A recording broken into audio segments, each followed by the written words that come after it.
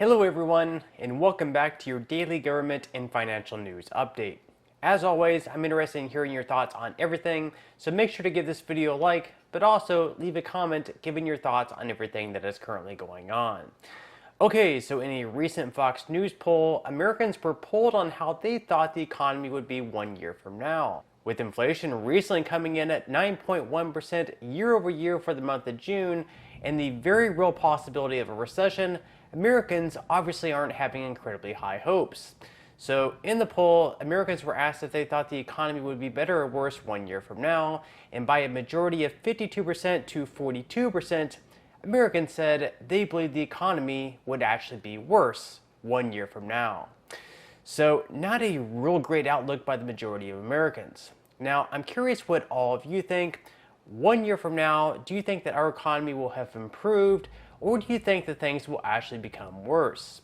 Now, other than that poll, Americans were also asked if inflation has caused them financial hardship over the last 6 months. And unsurprisingly, 75% of respondents said that it has. When top Biden economic advisor Jared Bernstein was asked what their administration is doing to combat the problems Americans are facing, this is what he had to say. Okay, so let's talk about how American families are feeling, because we have brand new Fox News polling on this. 70% of people out there that we polled this week said your family has had to cut back to afford necessities. And we also asked them to look forward, because we know these numbers that we just got reflect backward. So looking forward, we're also asking them, have they had a financial hardship over the last 6 months, 75%, and where they think that this is going. They also have a negative impression of where we'll be a year from now. So what exactly are you doing?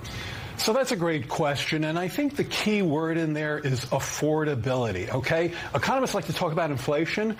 For real people, what that means is what they're paying at the pump, what they're paying in their everyday lives, and their household budgets. This was a kitchen table issue for President Biden as he grew up, and that's why he has dispatched us to do everything we can to help.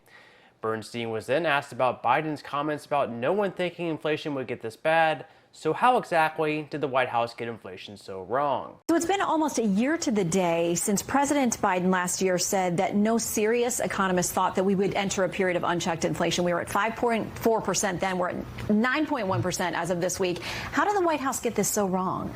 Well, that actually was the dominant forecast at the time, and we were very much citing forecasts across the board, including those of the Federal Reserve. And I think there are a number of issues. One is that there were some unforeseen things that occurred. For example, a war in Ukraine. Now, Ukraine and Russia are both bread baskets and energy baskets for the world, and those have put considerable upward pressure on prices. Also in the poll, when Americans were asked who they preferred to win Congress, Americans chose Republicans by a 44 to 41% margin, which is actually a slimmer margin than back in May, when Americans had Republicans by a 7% margin. Regardless, according to Fox News modeling, a 3-point edge in this case usually translates into a Republican gain of about 23 seats, which means at the very least, Republicans will take back control of the House. On top of that, it's possible they also take the Senate as well, although that might be just a bit more questionable.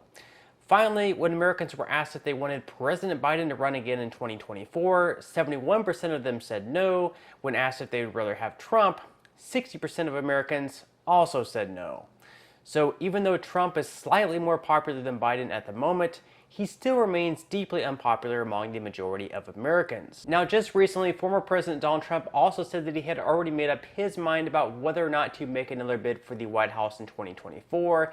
And the only decision that he has left to make is whether or not to announce it before the midterm elections or after the midterm elections. So he already has his decision made up. He just has to decide when he's going to make it. Now, according to the Washington Post, though, Trump actually plans on making his announcement even sooner, possibly in September. Now, in my mind, I find it very hard to see him not running for president, but Republicans also fear this could possibly undercut them at a time where they're looking to take back the House and possibly even the Senate as well.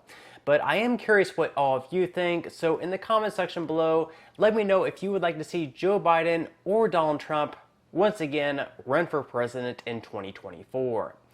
Okay, now moving into some news regarding stimulus checks. In California, an announcement was recently made where taxpayers would receive anywhere between $200 to $1,050. According to Governor Gavin Newsom, these relief payments would be made to help blunt the hit of rising prices of taxpayers in the state with the rising prices of gas, groceries, and of course everything else. Even though Newsom was also trying to push California to put a pause on the state gas tax, in addition to giving each driver a $400 debit card to pay for gas, state lawmakers pushed back on that idea, so the result are these stimulus checks.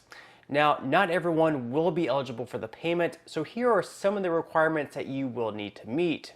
First off, single taxpayers who earn less than $75,000 and couples who filed jointly and made less than $150,000 will receive $350 per taxpayer and another flat $350 if they had any dependents. Now, a married couple with children, therefore, could receive as much as $1,050. That's $350 per person.